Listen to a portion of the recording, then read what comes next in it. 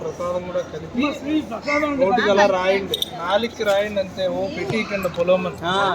ఆవు పాలతో చేసిన ప్రసాదం ఆవు పాలతో చేసింది కదా, తక్కువ పెడతారు. అందరినీ పిలుస్తాను.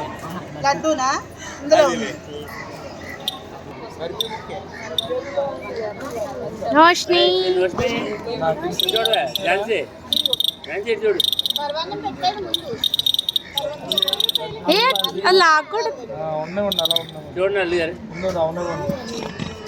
మీరు పెట్టండి సార్.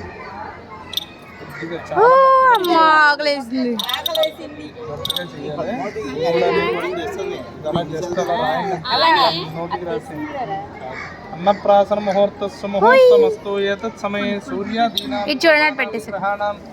అత్యంత అనుకూలత ఫలసిద్ధిరస్తు. పాపకి అక్షంతలు వేయండి. ఆయుష్యేవేంద్రియే ప్రతిదిష్టతి దీర్ఘాయుష్యమస్తు శతాయుష్యమస్తు వర్ధస్వ. ఈసారి అమ్మమ్మ తాతయ్య నాయనమ్మ తాతయ్య ఉంగరంతో పాలు వేస్తారండి నామకరణానికి అయితే. ఉంగర అన్నం పెట్టరండి, ఉంగరంతో రాసేది. పాలకి నోట్లో పోస్తారు పాలు. పాలకు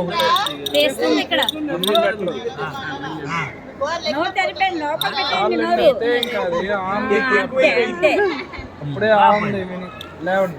లేచి మీరు ఏమైనా వస్తువులు తెస్తే ఇచ్చేయండి, లేదా అక్షంతలు వేయండి.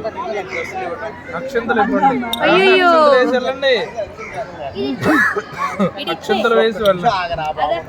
అమ్మ అక్షంతలు వేయండి. శతమానం భవతి శతాయ పురుష. అమ్మ కళ్ళ మీద చేయి వేయాలి, అలా అక్షంతలు కళ్ళల్లో పడిపోతాయి. సార్ అమ్మమ్మ తాతయ్య, మీరు అమ్మమ్మ తాతయ్యండి, ఎవరు పెట్టినా పర్లేదు.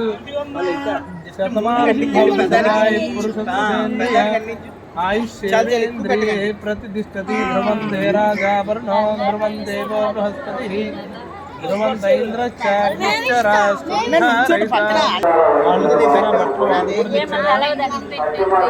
సామాన్లు ఇచ్చారు కదా. ఇంకా ఇదిగోండి అక్షంతలు వేయండి. శతమానం భవతి శతాయ పురుష సతేంద్రియ ఆయుష్యేంద్రియే. ఏం పెట్టక్కర్లేదు, వాళ్ళకి తెలియకుండా చేస్తారు. అందుకని నేను పెట్టొద్దనే వేరే ఉద్దేశం. వాళ్ళకి తెలియదు కదా. బట్టలు ఏమైనా ఇచ్చేది అయిపోయాయి కదా, ఇంకేం లేవు కదా. చాలా చాలా తక్కువగా రాయాలి.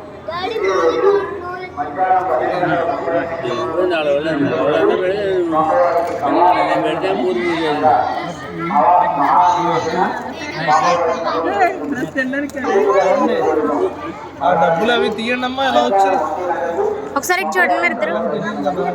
అన్నయ్య ఒకసారి చూడు. అన్నయ్య తీసుకోండి. అన్నయ్య ఒకసారి చూడు. పక్కన పెట్టండి. గోధుమ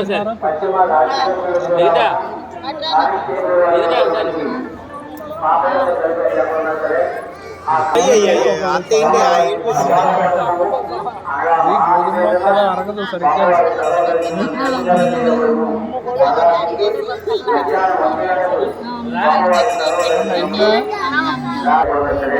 తీసుకోండి. అలాగా ఫోటో తీయమ్మా. ఎలా చూడాలి అందరూ? అయిందా? రా అబ్బాయి రా. అందరూ పెట్టేశారా? ఇంకా